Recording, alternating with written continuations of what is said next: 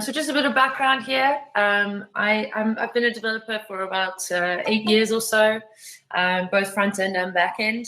I've seen my fair share of different code bases, you could say, different ways that companies work, and different paces, I guess, of deadlines and projects. So I'm here to talk to you about clean code. Okay, so let me just give me a second to share my screen. Right. Great. All good. Let me just go to the slides here. Present. Perfect. All right.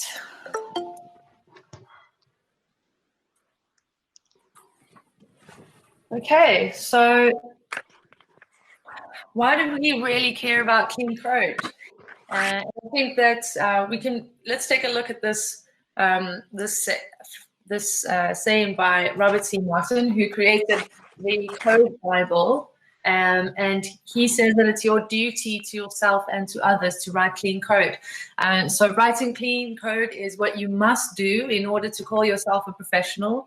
There's no reasonable excuse for doing anything less than your best. Now, I don't know about you, but this is something that I like to apply to my entire life. And I think it's a very good practice to always do your best, generally, but also to be tidy about it, to keep everything in a reusable format and to keep everything clean, because ultimately we'll need to understand it later, whether it's you or somebody else. So also another great quote by Martin Fowler: any fool can write code that a computer understands. A good programmer writes code that humans can understand. Which brings me to the question, right? So what is clean code? Can anybody tell me what they think? I'd like to keep this as conversational as possible. So if anybody would like to speak up, please go ahead. So what is clean code to you? Don't be shy. Nobody wants to speak up? That's okay. Well, let's take a look at this diagram then. And this is actually a little bit of a joke, but it's actually quite true. So how to write good code. So you start off with a project, any project, big or small. You kind of move on to doing things right or do them fast. In most cases, let's be honest, it is something that we have to do fast because of the deadlines. I think you're very lucky if you have time to think and to really plan what you're going to do properly. But yeah, so mostly we'll do things fast and choose the fast route. And we'll code fast and do maybe some really bad code, some really good code sometimes. And if it works, great. Well, basically, there's no way. If you write code fast, it usually ends up in not working. So it didn't work. You sort of keep going in the spiral. If it does work, almost, but it's kind of a mess, spaghetti code, that you actually know that you have written some really messy code, but you ignore it, and eventually something will break. You'll throw it all out and start over. I know I have definitely been in this position a few times, starting a project over. It's not a fun thing to happen. If you start doing things right, however, you could code well, keep coding really, really well, and once you're done, hopefully in a reasonable timeline, you usually know it's not done ever, which is part of the agile methodology, and you would go and start the project again. So where does clean code sit? Where does good code actually sit on our radar? Okay, so we have to think of clean code as being written with humans in mind, okay? Because we're the ones writing it. We're the ones who need to understand it. We need to make sure that we're using names that are easy to understand so that it clearly communicates its intent. It's very important. It needs to be consistent, and it needs to be easier to read and to improve, because once you get to this point where your code isn't working and you've thrown some code together, or maybe you even coded well, it's you might need to improve it or fix something else. And if you're trying to fix untidy code, you've gotten yourself into an even bigger mess, right? So clean code practices are really not limited to programs that run in production. Okay, so it's important that they are formatted consistently for all types of scenarios and systems, environments. So yeah, again, using names that are easy to understand. And when we talk about this, we're talking about not only just your variable names, but also your file names, your project names. Always keeping in mind the basic rules. Are we using camel case? Are we using lower camel case? Are we adding dashes? So it's really important to come up with some sort of practice and keep following that. And you can only improve on it as you go along. Okay, so what's wrong in our code? Okay, so what's the truth about code? I'm actually just going to step away from this slide for a minute and take you back. And I want us to try and think, what's wrong with our code? Okay, so what does a programmer's job involve? I'm just going to quickly stop presenting here for a second because I want to see your faces. What does a programmer's job involve? Somebody tell me. Some volunteers. Nobody? Come on. Come on, guys. Nobody knows what a programmer's job involves? Okay, sure. No, it's okay. It's all right. Maybe you're just still getting into it.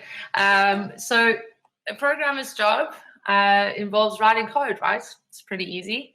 It involves creating applications. It involves talking to people from other departments, dealing with clients sometimes, doing presentations. And I mean, those are all the practical things. When you decided to go into became interested in becoming a programmer, you thought, okay, so I'm going to be coding 24/7. This is the job, and it's going to be awesome. I'm going to make amazing things. I'm going to make Facebook. The truth about it is that programmers spend more time reading code than writing it and figuring out what to do or debugging it. So we're constantly spending, I mean, I would say you would spend basically 80% of your time you're debugging code. It's also really easy to forget your code. For example, in my experience, being a PHP and JavaScript developer, and even sometimes Java, I mean, if you drop some of your PHP and turn to JavaScript for a while, you forget it. And that's kind of thinking in the long term. But even if you code something for the whole week and you come back on Monday to work or to class, and you're like, what did I actually do in this application? What was I actually thinking? And that's the next thing. Everybody thinks really differently. Every programmer thinks differently. And that's actually one of the most amazing things about programming and programmers is that there are so many different ways to implement one thing in programming. I know somewhat frustrating when you're learning code. It's that's something that is common with people who are learning code. And even when you are sort of coding for a while, you start figuring out that there are many ways to do one thing. But the important thing to remember here is, as long as if you're willing to improve and you're figuring out different ways to do things, the most important thing is to keep it clean so that you can always understand what you're doing, okay? So that you can read it later and say, okay, I tried a new way to do something. At least I understand it, okay? Because the only constant is actually change. And that's a really important part there, because we're constantly changing. Everything is changing constantly. The type of framework you're using, the library you're using, even the syntax is changing right before our eyes, Thank goodness for ES6. So ultimately, clean code, it saves time, and you'll spend less time reading it if it's clean. You'll remember what you did more quickly, and you'll understand what others were thinking when they were writing the code. So it takes less time to change the code when you easily understand it.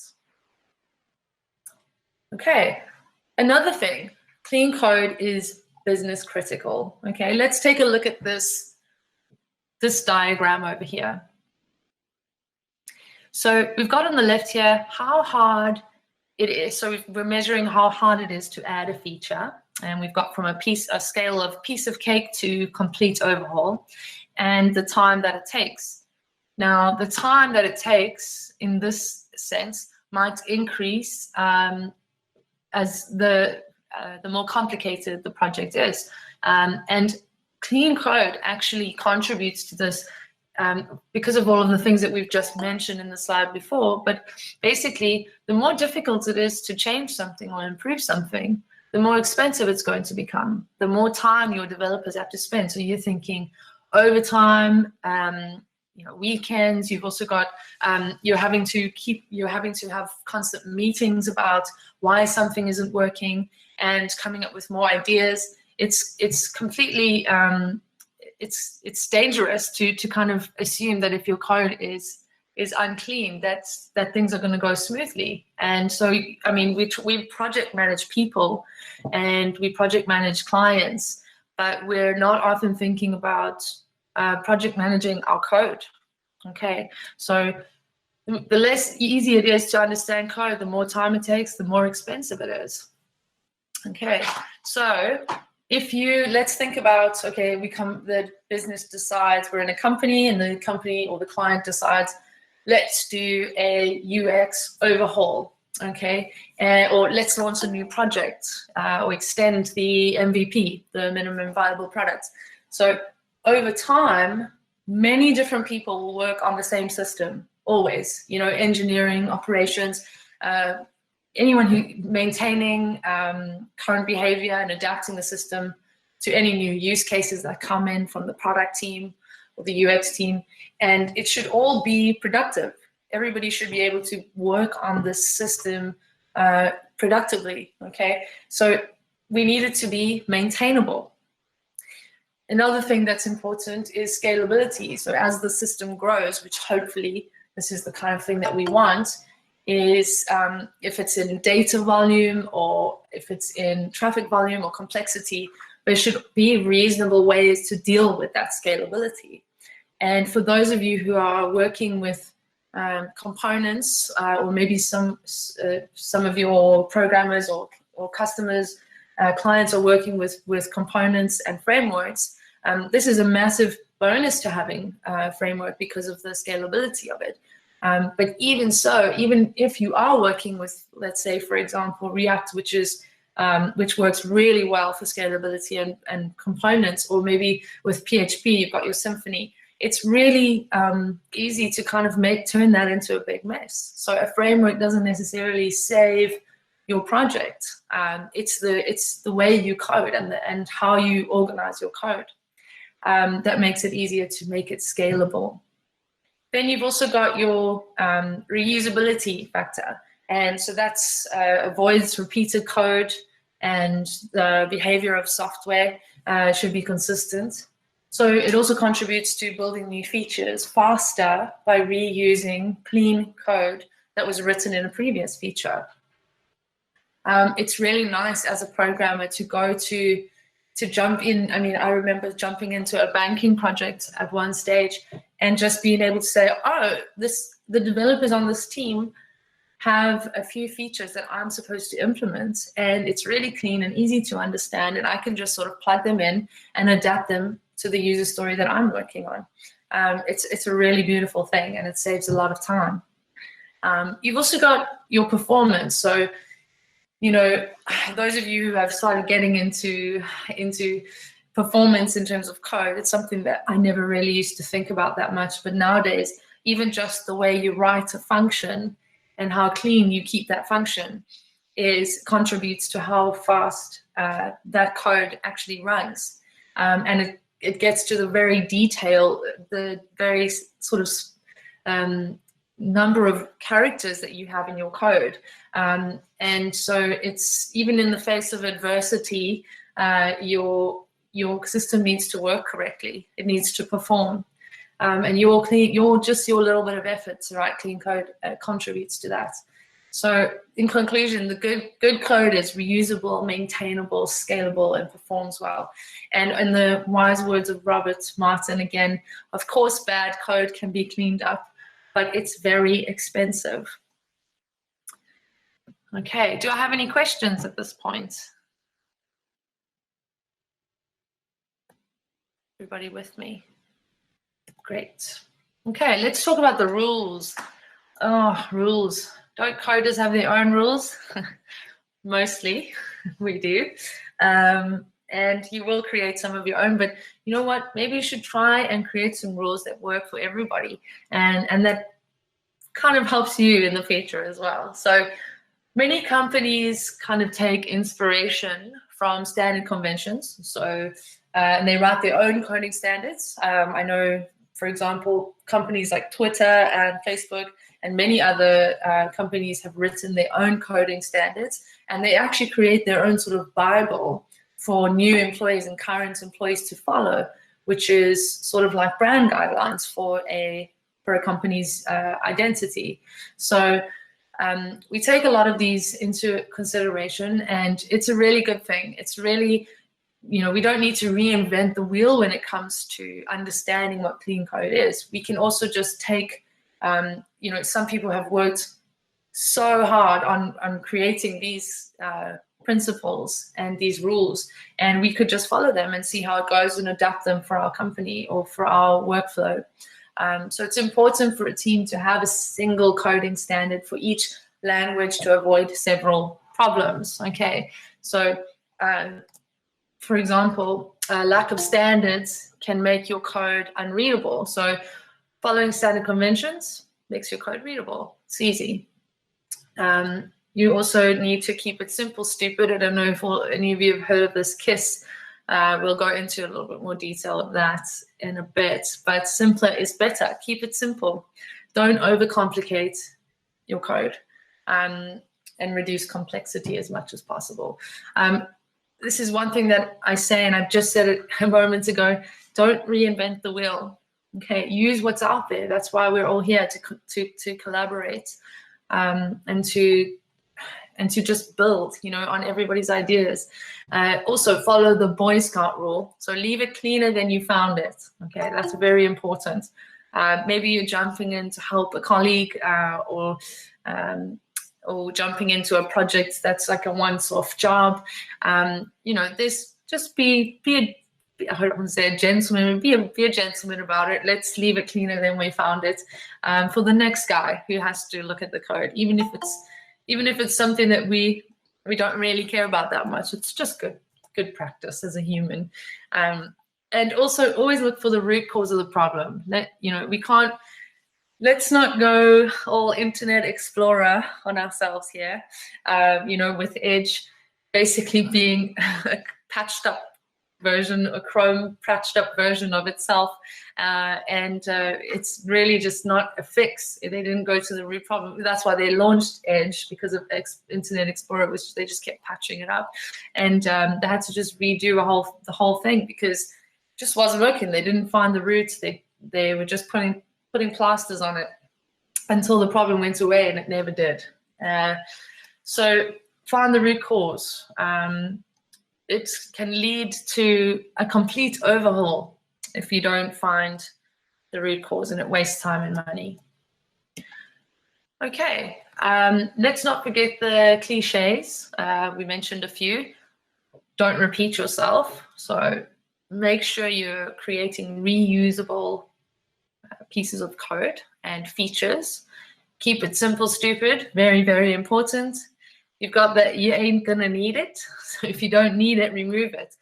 Hundreds and hundreds of lines of commented out code should not ever be something that you push to any branch or master. You shouldn't even be committing that. So really just keep your comments out. All these comments that eventually you start uncommenting and commenting things back in because you don't even remember when you did those comments. So it really gets confusing. So just be careful with that. You've also got your MVC, so you've got to follow the architecture principle. I think this can be a little bit more advanced, but definitely something to strive to understand your model view controller. So keeping your view and your front end in one place, your controller to control what's happening in your system, and then your model, which is like kind of your base. So really good structure to follow, architecture to follow. And then think of design patterns. There are tons out there of design patterns, and this is again something I'm repeating. Don't reinvent the wheel. Some people have already solved your problem, and we can go and research on what best design patterns work for our project. Anyone else have any fun cliches? Okay, let me just see here everybody's faces. Let's just see. Anybody here? 47 people. Doesn't anybody know any other cliches? No, nobody. Okay, that's fine. Don't know. I'm starting to feel like the cliche about developers is true. They like to be neither heard nor seen. Okay, let's talk about some clean code examples. Most importantly, I think the main reason why we're here. And let me just get to my next slide. All right. Okay, we're going to go through three main concepts here. So using revealing names, functions, and rules about comments. Okay, I bet you most of you have been taught a certain way, which is fine. And I think when you're learning, it's different. But we'll go through comments in a bit. So when we're talking about using revealing names, what comes to mind? Variables, okay. Yeah, variables, definitely. So we would want to obviously choose descriptive and unambiguous names, okay? Names like T1, T2, T3, T4 are not really good names for anything. I can't even think of a good example of why you would use that. Maybe in the Canvas, there's maybe some frameworks that design Canvas. I think that's P1 or P5 is the program. That's the only situation where I think you would be able to use that kind of name. It's really easy to use numbers to name your files and your variables and functions, but it's just going to confuse you later on and confuse other people. There are some things that you can't inspect in the browser. So when somebody creates something and in your code and you have a look at it on the browser because you're the next developer who has to use it, it's not always easy to spot how things are working without going fully into your debugging system in your Visual Studio and really making use of the software there, but it wastes time. Describe side effects. Okay, what does this mean? Who can tell me what describe side effects means? Nobody? Right, side effects. Okay, what about errors? Okay, describing your errors correctly, actually giving people error catches, catching your errors, and also just maybe writing a comment here and there about it. What happens if something happens? Okay, so describing what happens. This is in the name though. You don't really need to be using your comments. Your name should determine or at least reveal to the person what is actually happening in this function. So if you had to think of an example, add to list, that's somebody knows that function means that whatever's happening here means that I'm going to add this to the list. You could even be more descriptive than that. Okay, so choosing appropriate names for the level of abstraction. Okay, so again, just choosing a name that kind of explains what's happening rather than something that just you understand. Add to list might be better than add. I can't even think of another example. I'm only thinking of good examples here, but really just try to explain it in a way that other people will understand. Try not to make it too abstract. Yeah, just try your best to name things in an understandable way, semantically. Replacing magic numbers with named constants, that's always a good one. Okay, try to avoid using numbers. And also avoid encoding, so don't append prefixes or type information. Okay, so don't add prefixes unnecessarily and the type unnecessarily. Okay, so let's look at some naming conventions. So you're trying to convey meaning to the reader. Okay, so most of us have experienced this when learning to code, seeing this function A takes in BC and returns B plus C. Okay, and then you've got your A, 2, and 5, and then obviously, who knows what's going to happen. If I don't know programming, I don't know what's going to actually happen here. So it would be easier to understand it if you actually named your function correctly. Okay, so let's say we could go with this example. Maybe somebody has a better idea. We've got function sum. Okay, so that tells us that we're going to get the sum of something. Immediately I can say the left and right.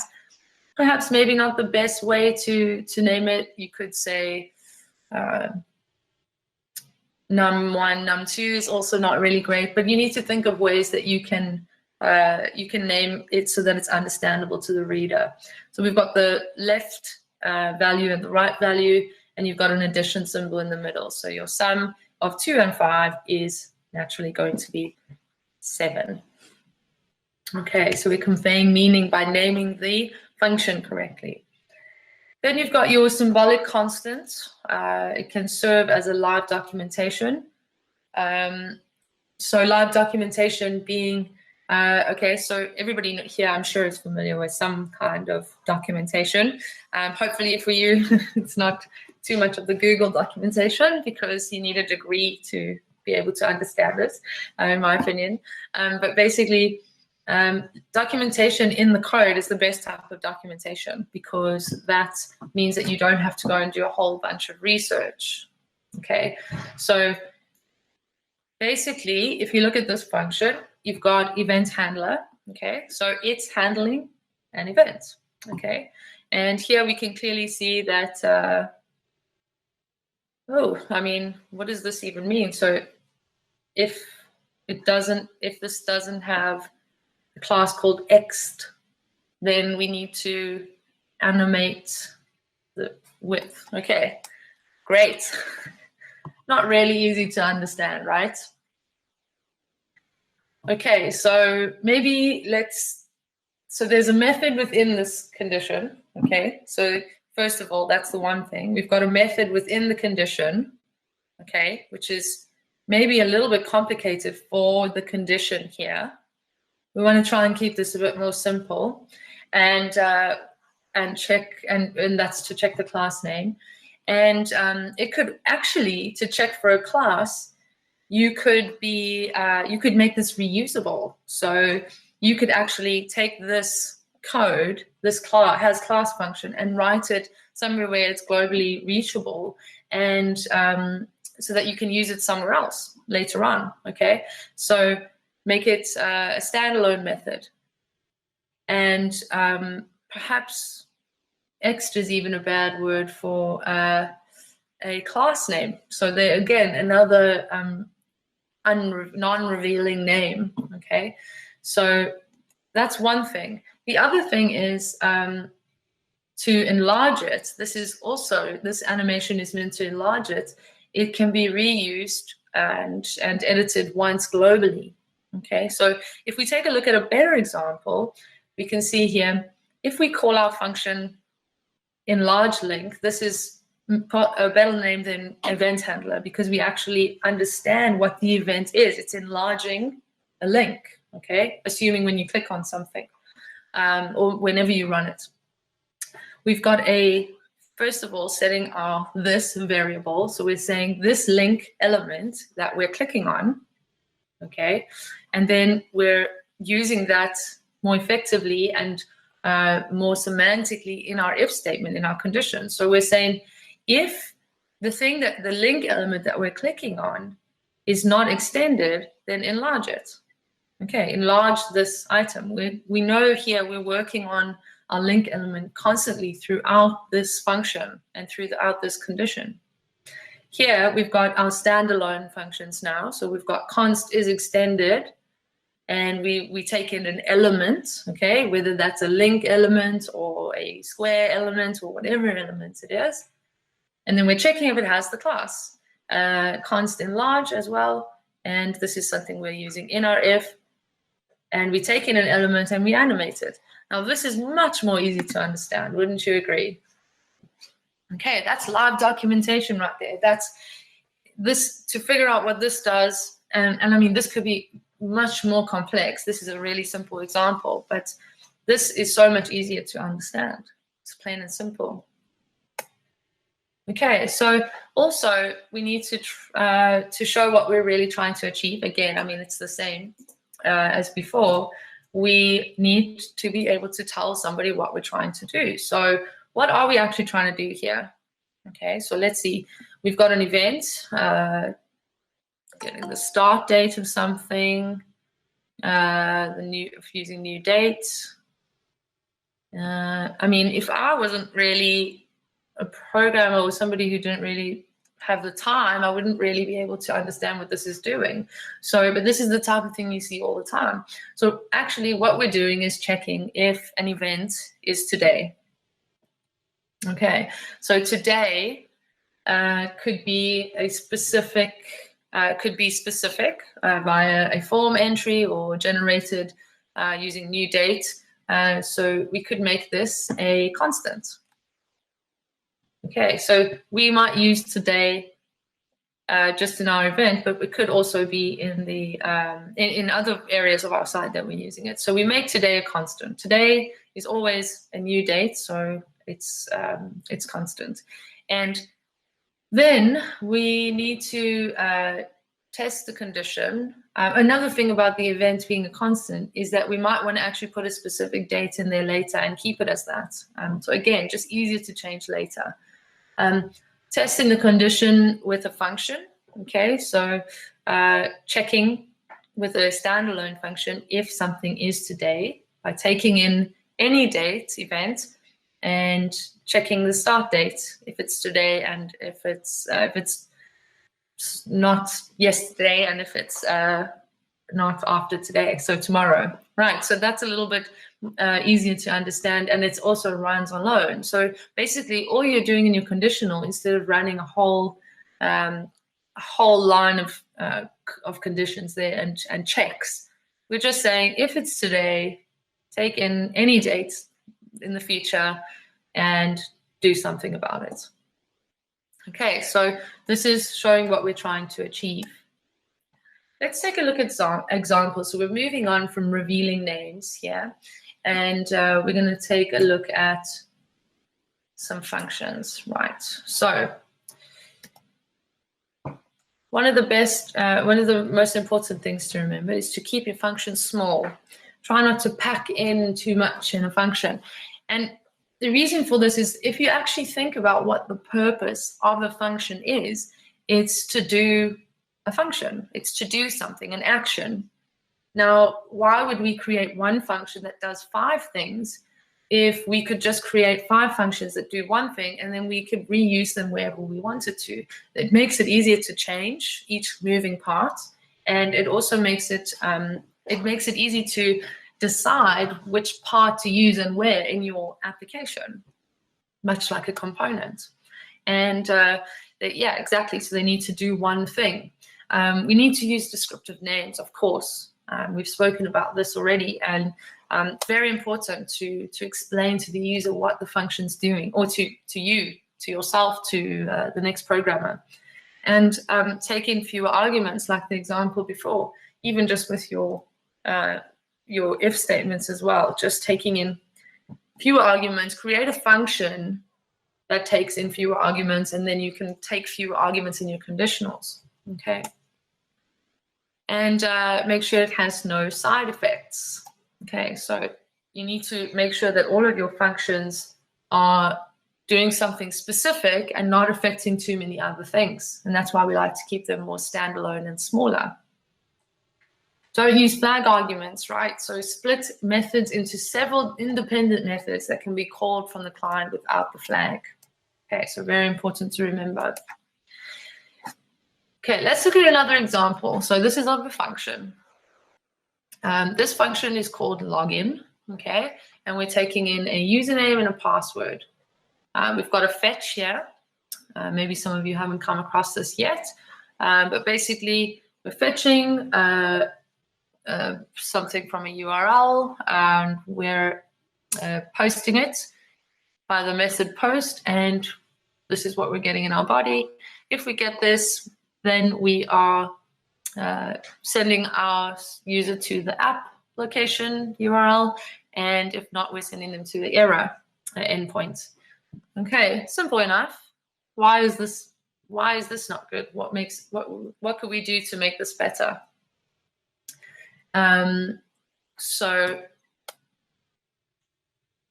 let's look at a better example. Now, this might look like a little bit more code, but you can already see how this is broken up into, I'm seeing 4 parts, right?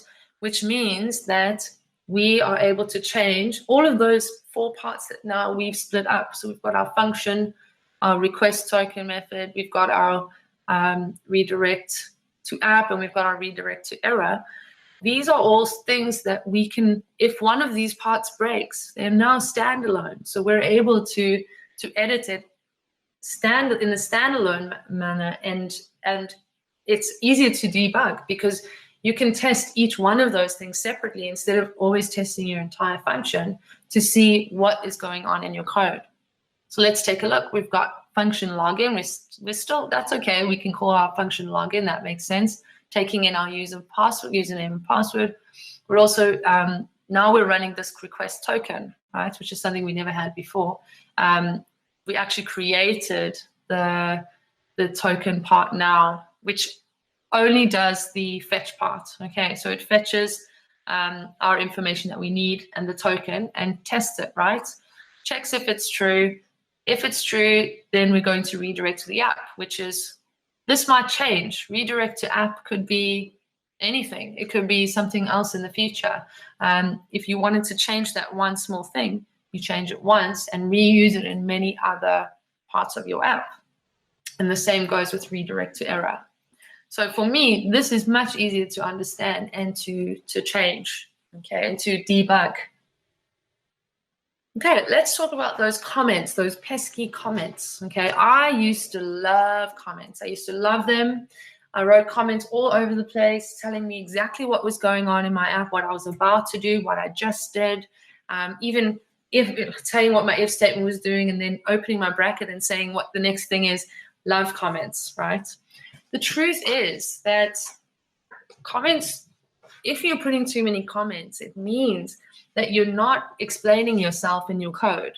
So we're not following that principle of providing some sort of online or some sort of documentation in our code. We're not using good naming conventions. If you have to explain it so much, then you're not actually being thoughtful of your naming conventions in your code and the way you're writing your functions. Okay, so that's something to think about. Go back into some of your code and check your comments and decide, you know, how if you've written a lot of comments, go back and see, maybe I need to restructure this so that it's actually easier to understand. If I took away all my comments, maybe you should aim for that. Don't be redundant. Okay, so keep repeating the same thing, and it doesn't need to be this way. You can don't add obvious noise. Okay, obvious noise with a comment. What would that be? Like, for example, if you're just doing a simple count, a loop through I up until 5. If it's less than 5, then right. You don't need to explain that in your loop. Your code should explain it. You've got your I as your starting point. You've got your smaller than, with your 5, and then you've got your results, your iteration. So it's really something that explains itself. You don't need to add obvious noise. This actually affects your performance as well. You don't need to use closing brace comments. Now I might have a few arguments there, but yeah, this is also something where you attach some comments to the end of your closing brace. It should be clear what is going on in your code. A big problem for me, a pet hate of mine, commenting our code. It's a pet hate because I'm the culprit. I do this a lot, and that's not removing my comments in our code. I always have this fear that I'm going to lose my code, and I'm going to need to use this again. The thing is like, if you are commenting out big chunks of code and being scared of losing what you wrote before, that also means that you could potentially be writing bad, unclean code, because you're writing something so messy or something that you don't understand that you're actually having to rewrite. Okay, so start from the from the get-go. Just make it clean and take out all of this. All of these comments, maybe even put them in another file and test them somewhere else, but it's just not going to help anybody. And so comments should be used for exactly what they are. It's an explanation of intent, okay? Don't explain what you just did. Your code should explain that. Maybe explain your intention rather, and only when it's really necessary. Use clarification of code as a warning of consequences, right? So if there is a consequence that can't be explained in your code, then obviously a comment would be valid there. Something that is going to affect a whole other, I don't know, component or system action, maybe that would be a good time to add a comment to clarify the code, to understand that this is okay. Do not mess with this. This is going to break our entire application. That's maybe a good time to use a comment. Okay, so let's take a look at our start date again. Okay, or this if event is today. See, all I see is start date, and let's see how that comment actually over here. If event is today, do something. It doesn't really need to be a comment, but actually the name of the function. So event is today, you're checking if event is today. Your code clearly explains this. Okay, and do something obviously is just because you haven't put anything yet. So it's the intention that I'm explaining to you. We don't know what we're going to do, and we're not going to explain it now. So I'm saying we're going to do something here. That's my intention. When we have put our code there, we'll remove that and hopefully have some code that explains itself. Okay, here's another example. So write it like it's a book. Right, let's take a look at this lovely piece of code here. Okay, so we've got, oh yes, this is our login code again. I don't even recognize it. It's so messy every time I look at it. It makes me not want to understand it again. Okay, so we've got our login with our fetch, and we've not got some, we're not talking really about comments here, but writing it like a book is here. You've got your request token with your username and password. This makes more sense than just having this random code here in your fetch. You're not having to write a comment to explain that you're requesting the token. You are just writing a function that is requesting the token. And this is all pretty self-explanatory. Again, here, redirect to app. You're not just sort of saying window location, and you're not having to write in comments, redirect this, the user to the app. You're actually writing a function that does that. So that is, again, just writing it like it's a book. It's your own documentation. Okay, so code smells. Okay, this is a word that people know. These are some things that people don't really, it's not really good about code. And that is rigidity, right? So the software is difficult to change. So this is when things are a little bit difficult. The software is difficult to change. A small change causes a cascade of subsequent changes, okay?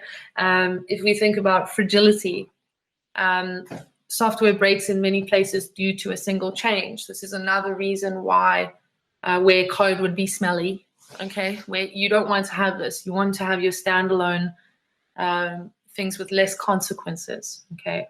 With less side effects. Immobility. So if you can't reuse parts of your code in other projects, that means it's messy. It's something that's incomprehensible. It's you know, you should be able to take any function and sort of just adjust it slightly and use it in other projects, because if you're not, you're writing things that are too specific to your project and potentially writing things that are unnecessary. Okay, and needless complexity. Okay, so if things are too complex, this smells. This is terrible. If things are too repetitive for no reason, okay, redundant as well. Opacity. The code is hard to understand. The big no. It's a big smell. If code isn't easy to understand, I instantly become allergic to it, and you can become allergic to your own smelly code. Trust me. Okay, so let's have a look, and we're coming to an end here soon. But let's have a look at this lovely, I think this is very accurate. So you've got your good code room with only 2 WTFs and your bad code with many. And the only valid measurement of code quality is the amount of what WTFs per minute. So on that note, thank you, and let us know if you want to check out any of the other training. And I'm open to questions at this point. Let me stop sharing my screen. Does anybody have any questions, anything they want to comment on? Great, thank you. Yes, I have to clean my code after this. You want me to take a look at your code? I did just that example that is plain of A, B just yesterday. So I just changed it. Yeah, good. I'm glad. Already improving. Great. Thank you. Great. Thank you very much. Bye. Thanks, everybody. Bye. Thanks.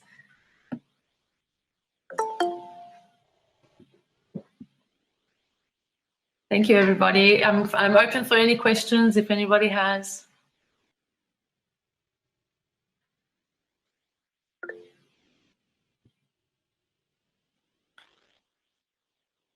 Comment for Java doc or automatic documentation. I would say in any case, in any situation, you would want to have documentation. I'm not too familiar on the Java side, but your comments really need to be necessary. You know, it's really it needs to be something that's really necessary. Thank you. Thanks, Alex. Thank you.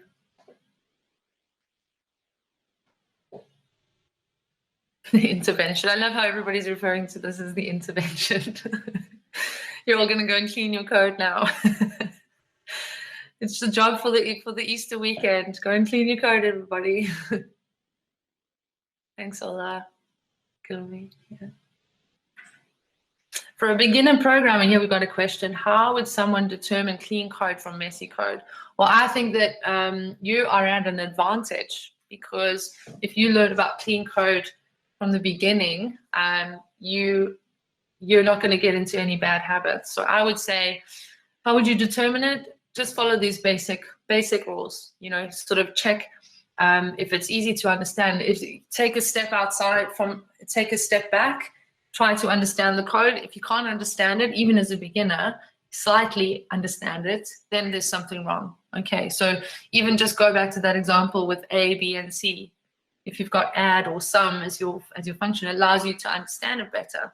So determining clean code, I understand as a beginner might be a bit difficult, but it definitely comes down to, is it human readable? Okay, if it's not, then it's probably not clean. Thanks, everybody. I think it's time to go and enjoy our weekends and enjoy the sun, hopefully, if you've got some on your side. Thank you.